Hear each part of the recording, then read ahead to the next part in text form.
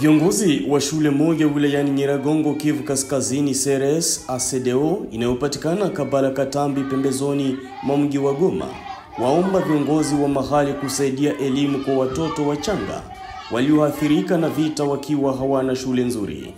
Watoto hawa ni watoto wachanga wa kata ya Kabala Katambi inayopatikana Kanzana, ambao wasomea katika kibanda hiki ambacho kimewekwa na mzazi mmoja anayejitolea kuona watoto hawana sehemu ya kusomea ama kupitisha muda. Eneo hili lilishuhudia machafuko kwa muda mrefu, wazazi wakiwa hawana uwezo wa kujimudu kimaisha na wengine bado wakiishi katika woga kutokana na ukosefu wa usalama toka kwa watu wenye silaha wakitokea katika mbuga la wanyamapori la Virunga, ambako walikimbilia wapiganaji wa Zalendo, FDLR na baadhi ya wanajeshi wa Kongo FARDC baada ya kufurushwa kutoka mji wa Goma ambao kwa sasa unadhibitiwa na AFC M23.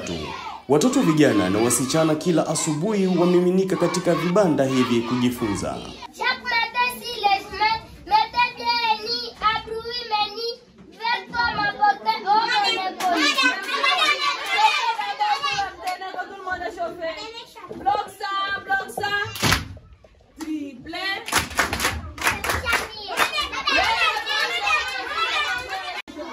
Tukiingia hapa shuleni tunakutana naye Vaeni Jeremy ambaye ni mwanzilishi wa shule hii, akiwafunza watoto wa shule wenye umri mdogo waliobaki katika kata hii ya Kanzana inayopatikana Mugia. Jeremy amekuwa rafiki ya watu wengi, haswa watoto. Pamoja na hayo, hana uwezo wa kujenga shule nzuri, ndio sababu imebaki kama kibanda.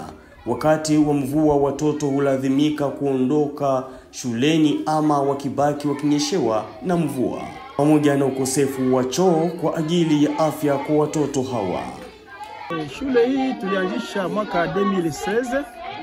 Ni masomo ya recuperation kusaidia watoto wasiojua kusoma, les enfants vulnérables, watoto wa kupata bahati ya kusoma vile vile. Tunawasaidia ku récupérer niveau 1, niveau 2, niveau 3. Tunakuwa na primaire hata vile 7e 8e. Tunasaidia watoto wao, kwa naona watoto wengi iko katika kiwanja wao hawasomake, hawana ile pato ya kusoma.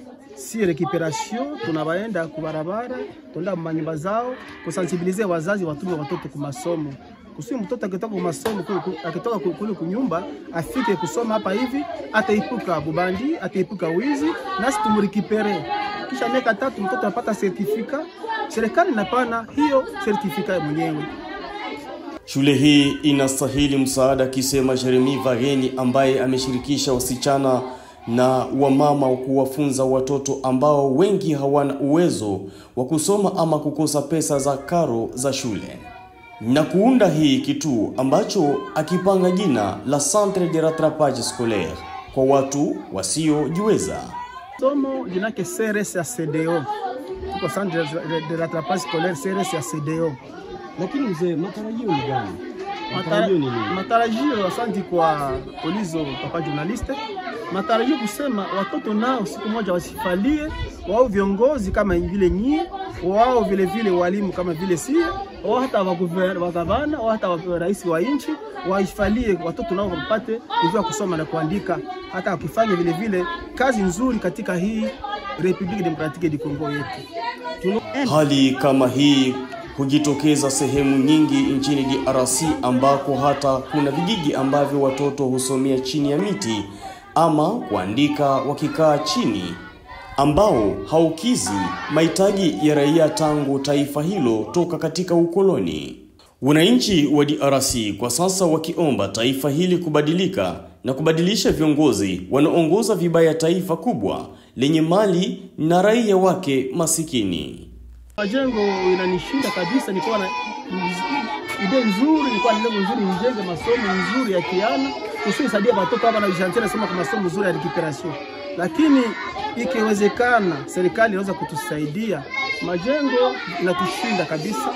Hata parcelle hapa inakuwa kidogo sana kusudi tupate space ya masomo, watoto wapate nafasi ya kuchezea.